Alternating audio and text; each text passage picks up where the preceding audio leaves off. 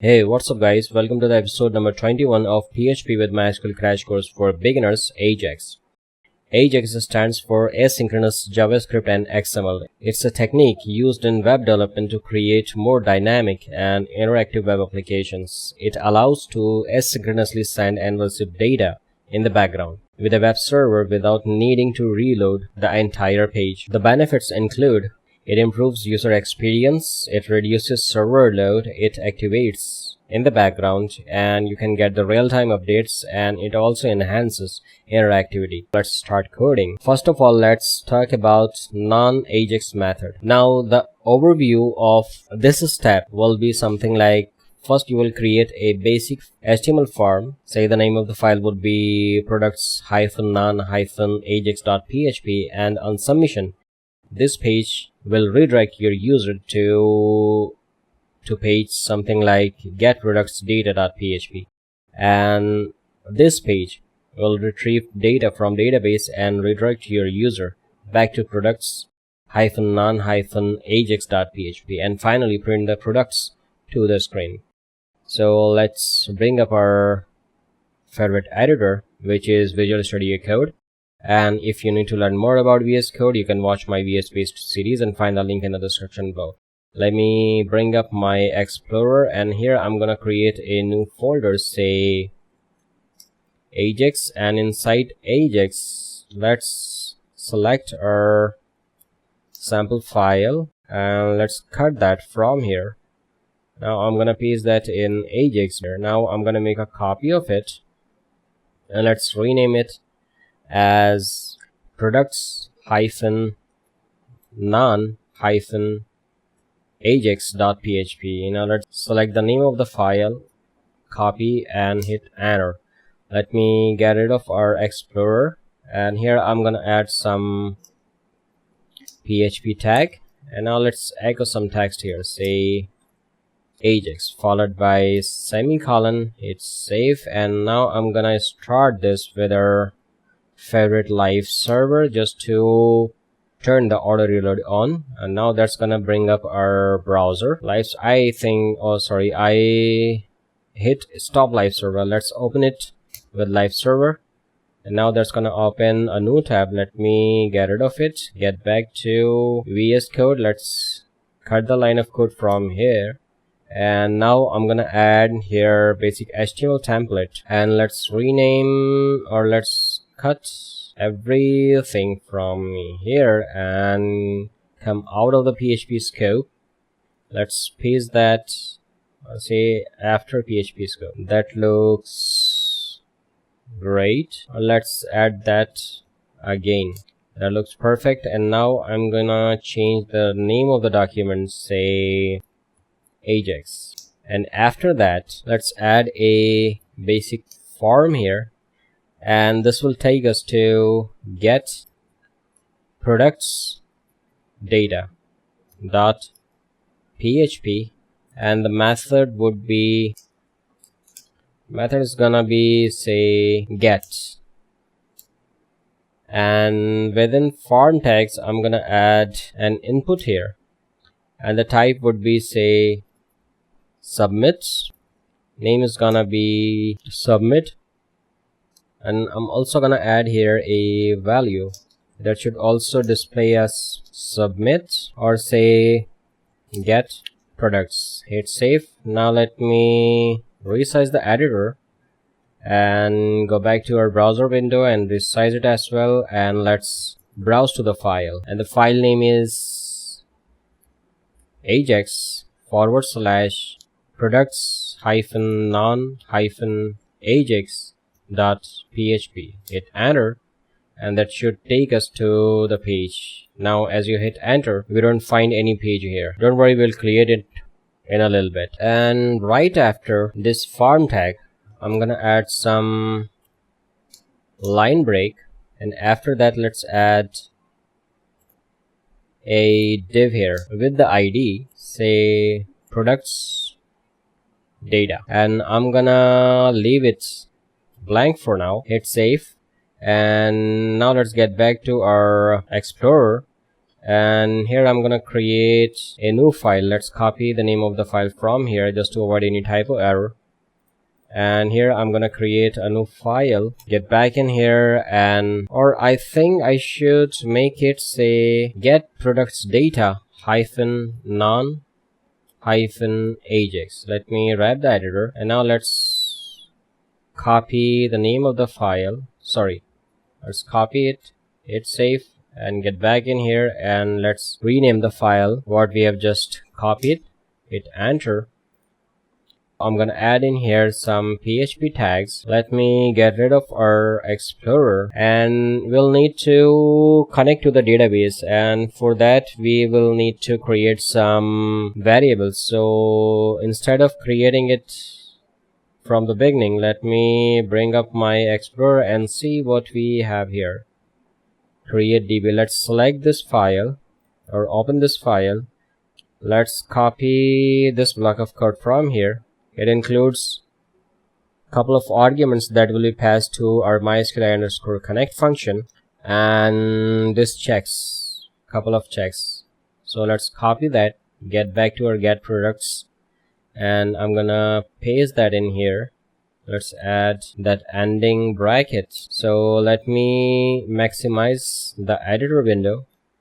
Hit save. That includes, first you will connect to the database, and that will require a couple of arguments. I'm also gonna add here DB name. Alright, so after connection, let's say echo welcome to database, followed by semicolon. Let me resize the editor, and as you hit save, that should display us. Let's maximize it and see what we have in here. Get products data. Let's copy the name of the file from here. Let me bring up my Explorer, and let's copy the name of the file and get back to our browser, and let's paste that in here. Hit enter, and that should show us welcome to the database. And after a successful connection, I'm gonna prepare a query, say $SQL equals to, say, select title, comma, description, title description, say from, or let's go to our browser and open a new tab, and I'm gonna go to, I always like to copy just to avoid any typo error. So I'm gonna go to PHP myadmin. That'll take us to our database, and from here let's click on our e-commerce. Let me resize the window, and I'm gonna reload it. And here let's go to our products, go to SQL editor and select all from products, or simply say select title, comma, description. We don't need where clause. Let's cut that from here, and I'm gonna copy this query from here. Let's get back to VS Code. Let me get rid of the Explorer, and let's wrap the editor, and I'm gonna paste the query here, followed by semicolon. And after that, let's check if get any rows. Let's comment that out, go to the next row. Let's add here our if-else structure. Here we'll try to check, otherwise you would like to echo, say, no products found, followed by semicolon.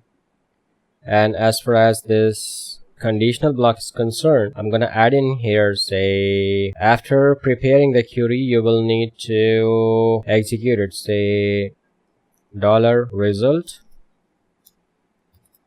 equals to $connection, and invoke its method, that is query. It's not calling it, why?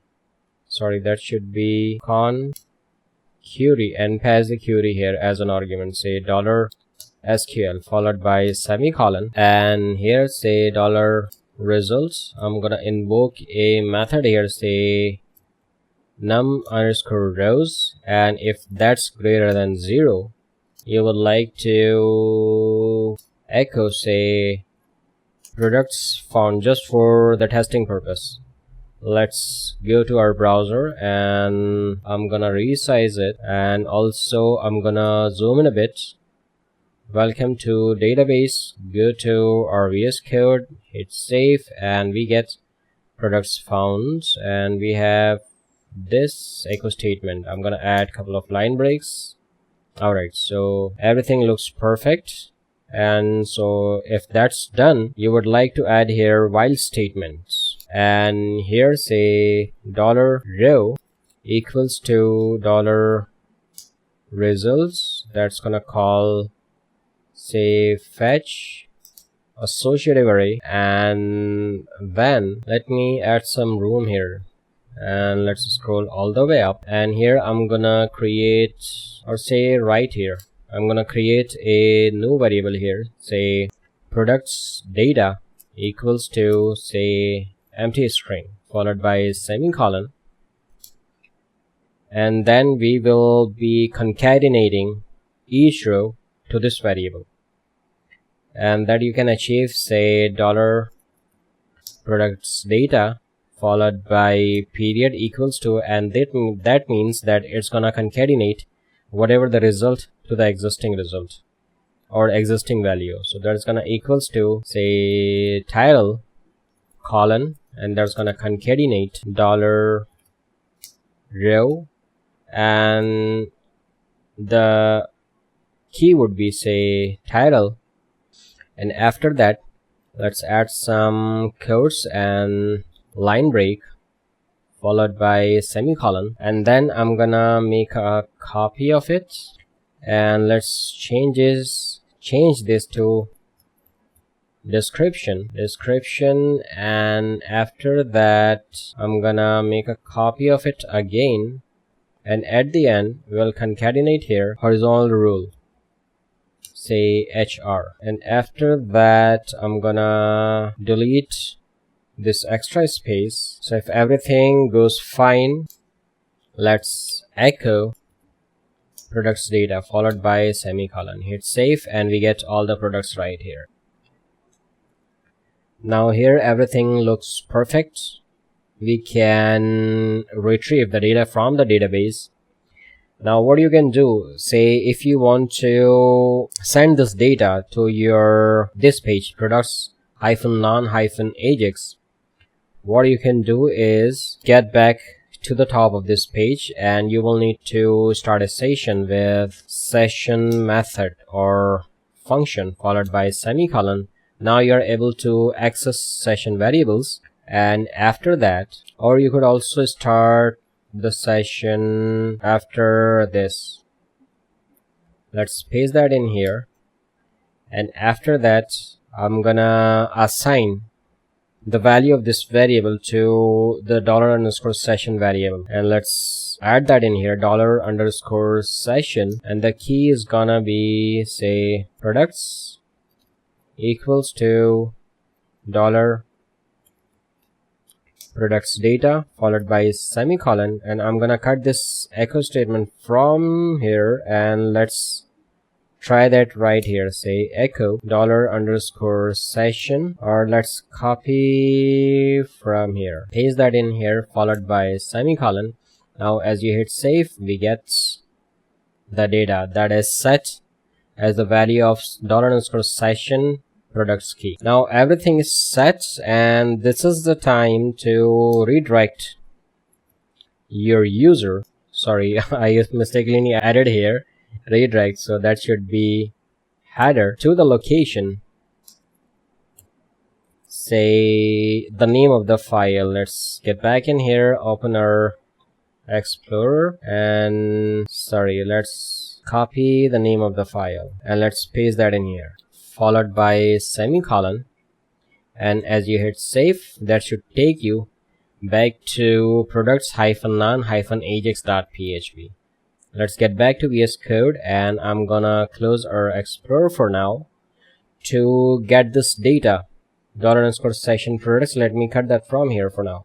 Or let's comment this out, hit save, And to get this $_session data in your products-non-ajax, you will need to go all the way to the top and start the session here as well. Now you are able to access session data here in products-non-ajax.php. Now here's the part that you can display your data that you take from this file, getProductsData_non-ajax. Let me add some PHP tag here. Go to the next row, and after starting your session at the top, you can check if session is set, and let's comment that out. Go to the next row. Let's add our if statement here and invoke a function, say is set, and let's pass in here $_session and name of the key, which is products, or you can copy that right from here. Let's get back in here and paste that in here, just to avoid any typo error. Otherwise it's fine, always fine. And after that you can echo the same, followed by semicolon, and as you hit save, we get the products here in our main page. What's actually happening here, if you click on this button that takes you, let me open our DevTools. Let's click here on Network tab and let me clear the history. And as I hit get products, you notice that sends the request to get products data-non-ajax.php, and that redirects us back to products-non-ajax.php. So what's happening here, actually it reloads the page. And let's get back to our get products data, and always remember to, after the connection, you always need to close the connection. $con, and let's invoke here a method close, followed by semicolon, it's safe, and that should close the connection. Now let's close that tool for now, and let me resize the browser window. Now the problems with non-AJAX method include, first of all, it badly hurts the user experience and increases server load because it's redirecting you to some different files. Secondly, it does not offer you real-time updates. Next, it comparatively lacks interactivity. And finally, if you notice, you cannot execute it in the background processing, because if you have something happening here all the way to the bottom or top of the page, everything will be reloaded. So for example, if you have set something here, it will also be reset because it's reloading the page as you hit get products. So these are the problems with non-AJAX method. Now the solution to all of these problems is AJAX method. So let's move on to it. Now I'm gonna open our Explorer, and here in our ajax.php, first I'm gonna copy this products non-ajax file, and let's rename it as products-ajax. Hit enter. Let me get rid of our Explorer. Now you'll need to make some changes here. First of all, you don't need to start session. Let's cut that from here. And second, let me maximize the editor window. Second, I'm gonna create a new button here, and let's add a content here, say get products. And after that, let's add an attribute here, say onClick. That's gonna be equal to, say, get products data, couple of parentheses, and that's gonna be our JavaScript function that we are going to add in a little bit. And by the way, if you haven't learned JavaScript, we have also series on JavaScript. You can watch and find the link in the description below. And let me comment out this form for now. So after that, we don't need this whole PHP block here anymore. Let's cut that. We will only need this div having ID of products data. So now you will get the idea why did we add this div having an ID of products data. So after that, at the very end, but before body tag, what I'm gonna do is let's add script tag. Go to the next row. Now first let me add the complete JavaScript for AJAX, then I'll explain it to you. So we'll start with the function that we have defined right here. Sorry, we have referenced here. Let's copy the name of the function and let's define it right here. Function and the name of the function followed by parenthesis and the code block. Let's go to the next row.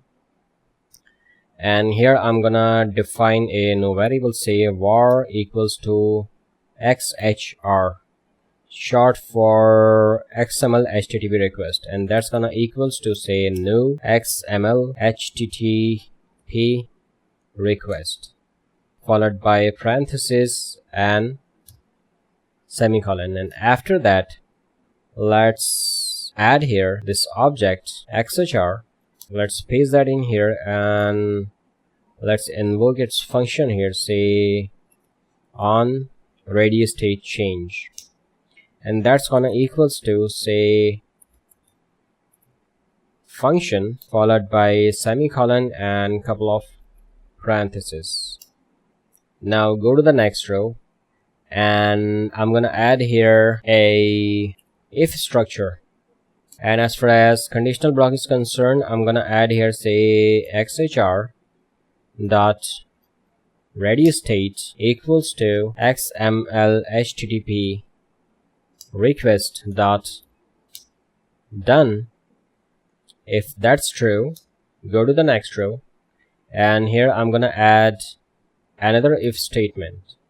Sorry, here I would like to add if else structure. So if XHR.STATUS equals to 200, go to the next row. Otherwise, in the else, let's console.error and let's pass here request failed followed by semicolon. Let's get back in here and add in here say document dot get element by id, and the id is this product's data. Let's copy that from here and paste that in here. Get element by id dot inner html equals to xhr.responseText followed by semicolon, and that completes the expression. Let's cut that extra space from here. Let's wrap the editor. Now xhr.onreadystatechange block is complete. Let's come in here, go to the next row, and here I'm gonna add say xhr.open followed by parenthesis, and let's add the method here which is get comma and define here the name of the file, and say we are going to create here. Let me select this file and bring up our Explorer, and I'm gonna make a copy of this file. Let me stretch that a bit. Let's rename this file as, now that's gonna be AJAX. So let's remove this non-text from here, hit enter, or let's copy the name of the file from here and let's get rid of our Explorer and get back to our products-ajax.php, and let's paste the name of the file right here followed by semicolon. Go to the next row, and then I'm gonna add in here say XHR.send followed by a parenthesis and a semicolon. So that actually completes our JavaScript for AJAX. It's safe. And now let me clear this up. Let me get rid of this extra space. It's safe. Now here is the time to explain what's happening here. Now first of all, it starts with this XML HTTP request object. Now that allows you to allow network requests to retrieve data from a server without having to refresh the entire web page. It is used for asynchronous communication with a server, commonly in AJAX, asynchronous JavaScript and XML operations. And after that, we added here XHR on ready state change, and this is an event handler that is called whenever the ready state property of the XML HTTP request object changes, you can assign a function to this property to handle different stages of the request, as we have added here, this whole function.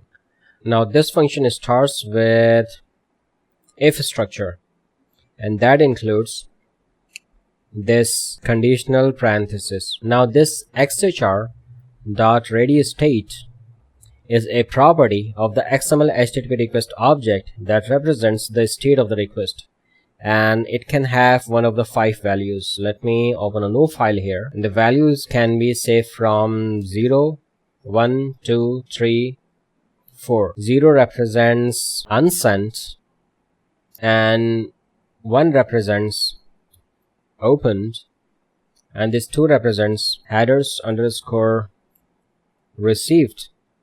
This 3 represents loading, and this 4 represents done. This unsent means the request has been created but not yet opened, whereas this opened suggests that the request has been opened. And this header received, as name suggests, the headers have been received, and this is the response is being received or data is being downloaded, and at the end we have done. That means the operation is complete and the data is fully received.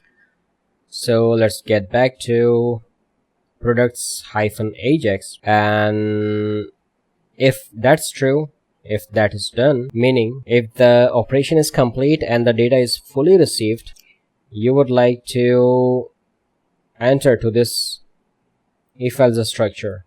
Say that includes this conditional block, say xhr.status. Now this xhr.status is a property of the XML HTTP request object that contains the HTTP status code of the response. A status code of 200 indicates that the request was successful and the service responded with the requested data. And after that, this is a pure JavaScript, meaning document dot. Now it get the element by ID and adds inner HTML, what it receives as text. Now that XHR.responseText is a property of XML HTTP request object that contains the response data as a string. This property is used to access the content returned by the server when the request is successful. And then we have this open method of XHR. This method of the XML HTTP request object initializes a request. It sets the request method URL, this is the URL, and optionally specifies whether the request should be asynchronous and includes user authentication details if needed. And finally, we have this method send. The send method of the XML HTTP request object sends the request to the server. This method can be used to send any request body data with the request, such as form data or JSON payload for post requests. So that completes the explanation of our XML HTTP request. Now it's safe, and let's go to our newly created file.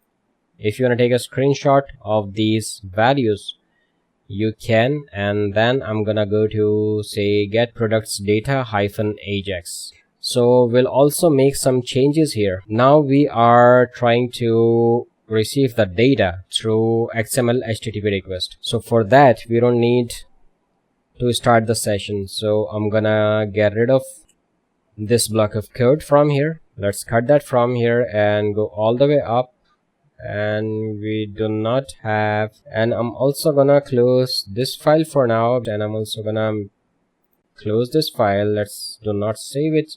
Let's close this file, and this products -none and this sample albs. Now after setting the value for this product data in our get products data -ajax, what you can do is just go to the next row and simply echo $products data followed by a semicolon, and that completes your request. Hit save. Here comes our XML HTTP request in action. It will receive this data with the help of ResponseText property and simply display it to our products data ID. Now let me show you, let me resize the editor, and go to our browser, and here I'm gonna browse to say, let's cut that non part from here, hit enter, and it takes us to the page. Now as I hit get products, now you need to notice here that this reload icon will be static, meaning as I send the request to the server, this reload icon or this page will not be reloaded.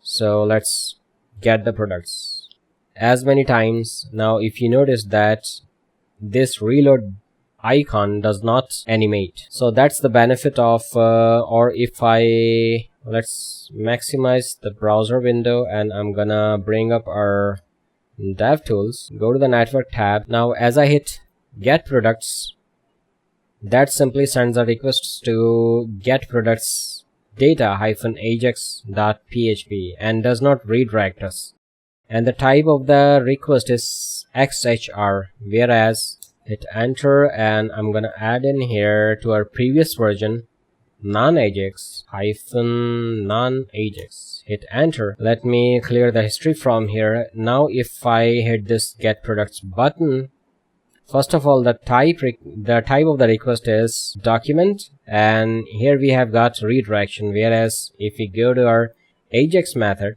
and I'm gonna bring up our DevTools, so that does not, as I hit get products, that does not include any redirection, simply it includes XHR request. So as we discussed earlier, the benefits of AJAX include it improves user experience, it reduces server load, you can activate it in the background processing, you can get the real-time updates, and it enhances interactivity. And that was all about AJAX. By the way, you can get this tutorial file from our GitHub repository and find the link in the description below.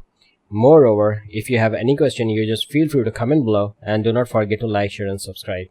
Hope you enjoyed the episode. Thanks for watching, and see you next time.